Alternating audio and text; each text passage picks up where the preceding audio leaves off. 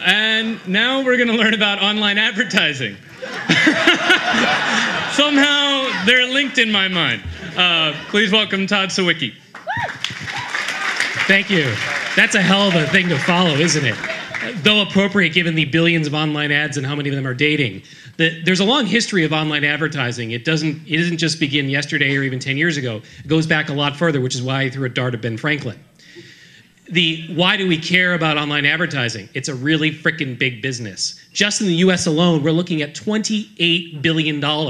That's 35 trillion ads, of which I've personally bought about 10 billion of them to market things like dating, and 10 trillion emails. That's enough ads to go from Mars to the sun and back again if you stacked them side by side by side. Well, who's the first person to blame? Because that's really kind of the point here. Good old Ben.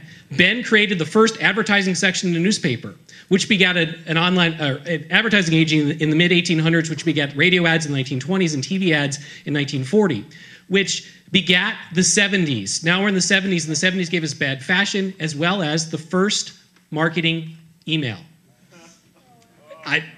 Gas lines, bad furniture, and spam.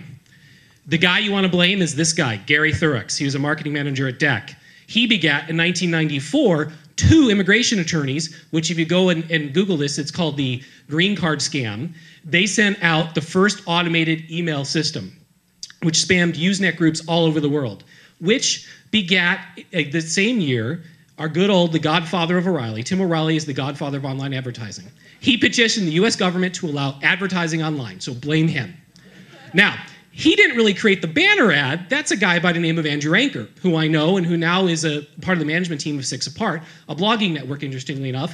So in 1994, we had the beginning of the banner advertiser. So I put him as the Michael Corleone to Tim O'Reilly, the godfather. By the way, if you blog something and don't give Tim credit, he will track you down and comment it. I swear to God, I found him commenting on 100 sites complaining he wasn't getting credit. Who was the first keyword marketer? Scott Heffernan, meetup.org.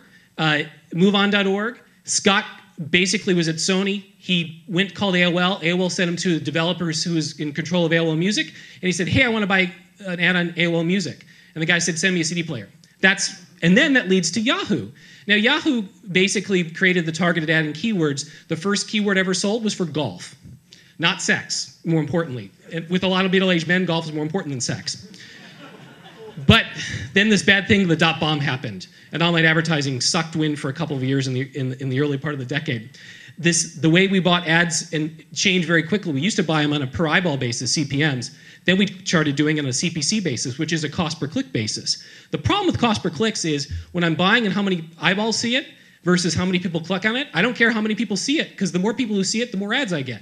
That's bad. That's how you get to 35 trillion ads.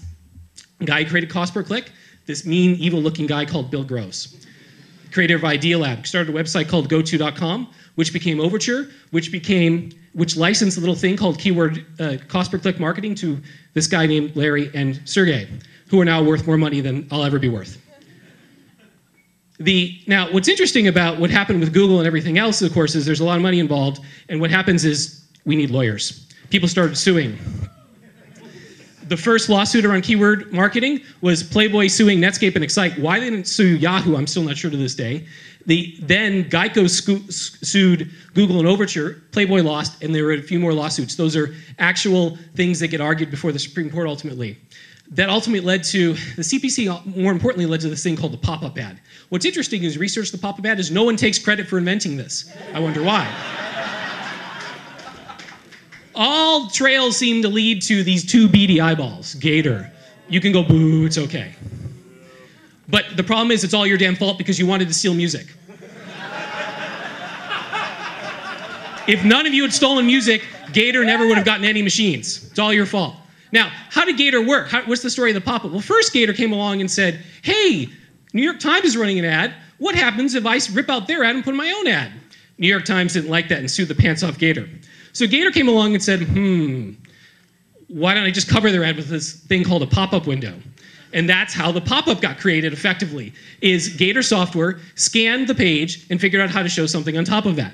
Hence, we have pop-up ads and billions of them today. I've actually bought and sold some of them, so I'm complicit a little bit in that regard. But what did Gator beget? Gator beget the toolbar and the pop-up blocker, which beget, oh, I can't block these things called rollover ads, which look like pop-ups, those crazy animations that run across the page, and you want to go, where the hell did the damn close button to get it off my screen? And the key thing out there is that when it comes to advertising, one man's ads is another man's information. I've done research on this, and the reason the Super Bowl exists is because people ultimately really do like advertising. Thanks a lot.